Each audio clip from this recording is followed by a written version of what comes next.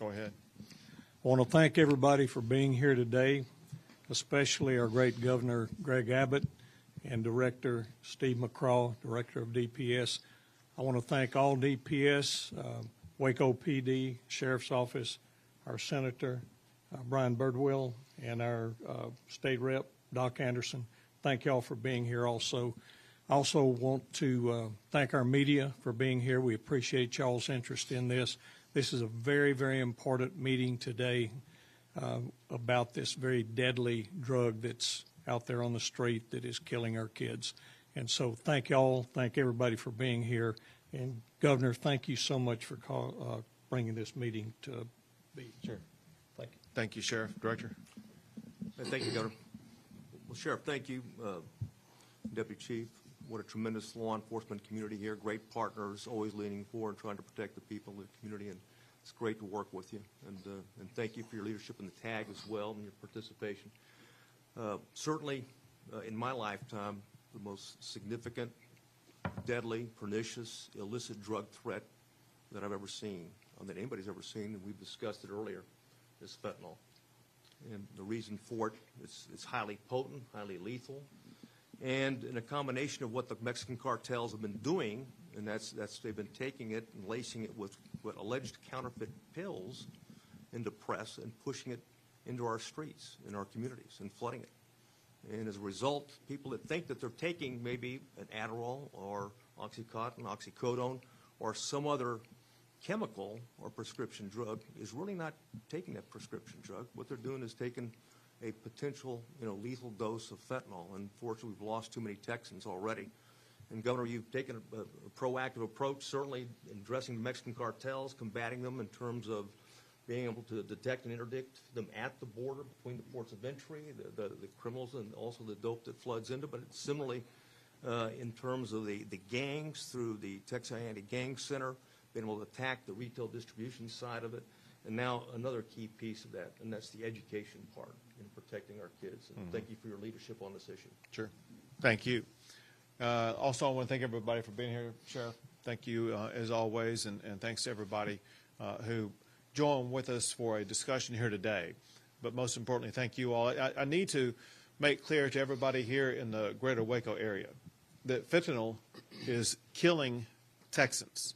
Last year, almost 1,700 Texans lost their lives because of fentanyl. On average, that would be more than 4 people a day in Texas alone losing their lives because of fentanyl.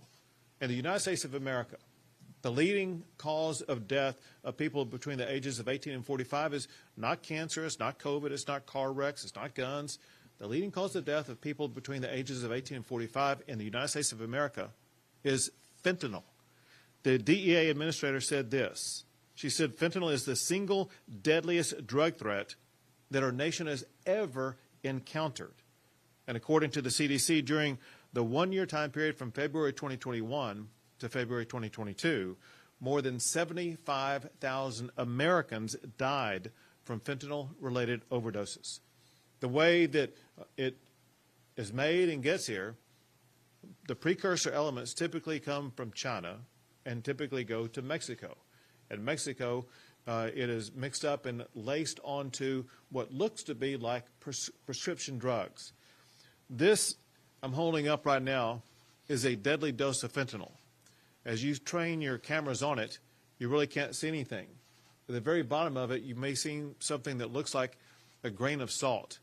And 2 milligrams of fentanyl is a deadly dose. This is a package within a package of pills that were pressed and layered into it is fentanyl. The fentanyl is on these pills right here.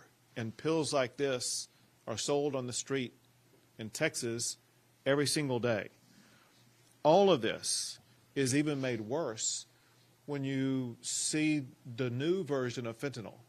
It's called rainbow fentanyl.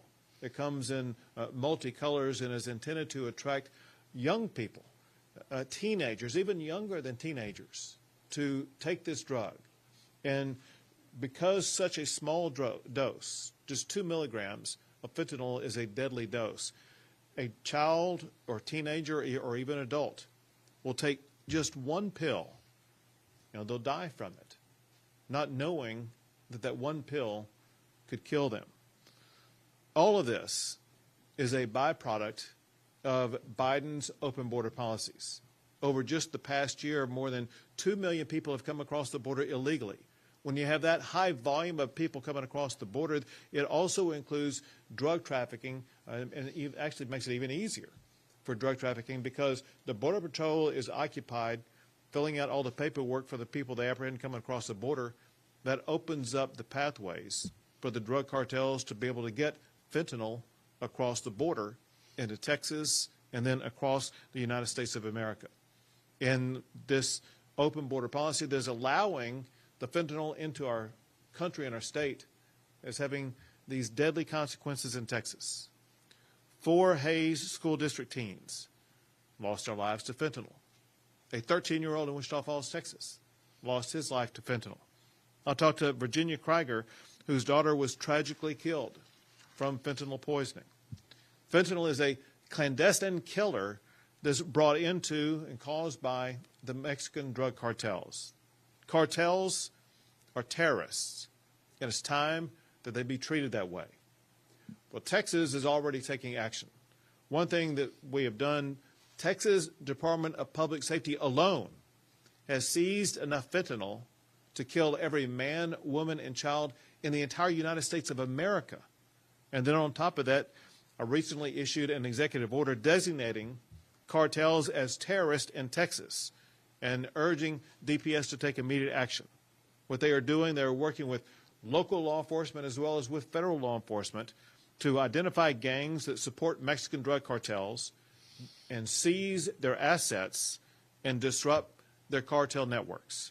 I sent also a letter to President Biden as well as Vice President Harris demanding that they also classify Mexican drug cartels as terrorist organizations. That would trigger a already existing federal statute that would authorize the federal government to go seize all the assets of these drug cartels. There's nothing stopping Joe Biden from putting an end to drug cartel activity in the state of Texas and the United States. All he has to do is identify the Mexican drug cartels as terrorist organizations. And then on top of all that, I signed a law last session to increase criminal penalties for making or distributing fentanyl in Texas. And today I'm proposing new laws. One is to classify fentanyl as a poisoning as opposed to an overdose.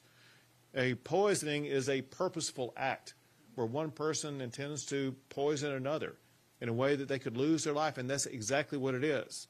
And then related to that, what I want to do with this law is because it is a poisoning, I want to make it a law that makes it murder for someone to knowingly provide fentanyl-laced drugs that lead to somebody's death. But the good news is that there is an immediate response antidote to someone who takes fentanyl. They could be going through a seizure on the brink of losing their life. And if they can gain access to Narcan, that can save their life instantly. We've seen it with law enforcement officers who were exposed to fentanyl who were losing their lives, and they received Narcan and it rescued their lives. And so one thing I want to see is an expansion of the availability of Narcan across the state of Texas to make sure law enforcement officers have it, but also maybe it could be placed in schools or other locations where there could be the possibility of fentanyl exposure. Bottom line, most important message I could deliver is one to parents across Texas, and that is they need to understand what is going on, and they need to have the tough conversations with their kids or grandkids about the easy availability of one deadly pill and how one pill can kill what otherwise would be an innocent life. So we remind all Texans to be responsible. Make sure that you're informing your family about how deadly this invisible drug is. With that, we'll take a few questions.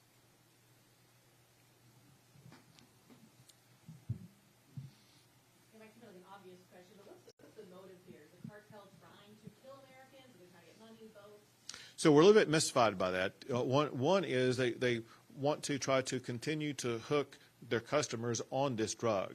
If the drug is used in such a slight way, the person taking it will survive. But it is kind of ironic that the drug cartels are selling a product to their customer where they will lose their customer. That said, that mimics other approaches by the cartels. The cartels could care less. The main way the cartels are making money right now is through human smuggling. They don't care about the fact that many of the people they're smuggling die on the pathway to getting to the border, die as they're crossing the border, or die after they cross the border. The cartels could care less about the human smuggling and human trafficking and human slavery that they put these people into. The cartels are not humanitarian whatsoever. And so it just fits a pattern with them that they're in it just to make money. And this past year, there have been reports that the cartels made a record amount of money this past year.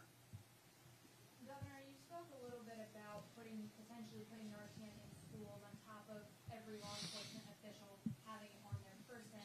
Can you describe a little bit more what that could potentially look like? Would it be just in the nurse's office at the school? Would it be in every classroom, on every teacher? What would you like to see if we needed to take that step for the state? Well, so the first thing we need to do is we need to utilize the new chief of school safety working for the state of Texas. His name is John Scott. Have him identify the extent to which fentanyl is appearing in our schools. The reality is it may be appearing in some schools and not in other schools. There's no reason to have Narcan in a region where it may not exist. If, however, it does exist in any school, we want to make sure that they have sufficient Narcan to be able to treat the students there. And you would think that a single location such as a nurse's office would be the safest and best location for something like that. However, we would leave it to the safety professionals at each school to make that determination. Governor, could you touch a little bit on the goals of the Friday Night Lights Against Opioids plan? Well, we want to expose to the public and inform the public about what's going on concerning opioids, opioid abuse, what opioids can do to literally kill people. And we want to save lives is the bottom line by sending the message to parents, to families, to kids about the dangers of opioids and the necessity of avoiding them. Any more questions? Governor, earlier this year, the More Narcan Please program throughout the state had to stop taking requests for Narcan from different groups around the state because it ran out of funding. How do you plan to expand Narcan when these groups are already losing out on funding right now? Sure. So when we start a session, we will have funding available that we can figure out the right pathway to provide the funding, but I think we can all agree on the necessity of making sure the Narcan is there. We have several funding paths. Texas has the beneficiary of having such a robust economy. Candidly, Texas has the #1 economy in the United States of America right now. And a byproduct of that is that we have a budget surplus of $27 billion. And we can squeeze out of that money to provide Narcan. Also, the governor's office has criminal justice grants that may have the possibility of providing funding for Narcan. One way or the other, we'll find the resources to make sure that we're saving the lives of innocent people. Last question? The cartels are designated to be terrorist organizations. How will this fight in the battle against fentanyl?